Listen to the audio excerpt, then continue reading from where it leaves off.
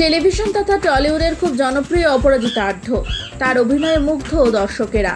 অপরাজিতা নিজের ব্যক্তিগত জীবনেও একেবারে নিজের মতো করে থাকতে ভালোবাসেন, নিজের খেয়াল খুশি মতো চলতে ভালোবাসেন অভিনেত্রী। এই মুহূর্তে অপরাজিতাকে দেখা যাচ্ছে কোজাগরি চরিত্রে জল থই থই ভালোবাসা সিরিয়ালে। অভিনেত্রী রিল লাইফের বাইরে একেবারেই সাধারণদের মতোই থাকতে ভালোবাসেন।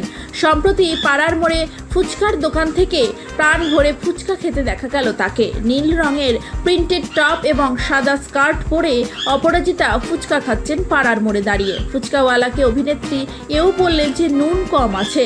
ফুচকাওয়ালা কোজাগরির ইচ্ছে মতো আলু মেখে তাকে একের পর এক ফুচকা দিতে থাকেন। ভিডিওর শেষে অপরাজিতাকে বলতে শোনা যায় যে জলটা ঠিকঠাক না হলে ফুচকা খেয়ে পোষায় না।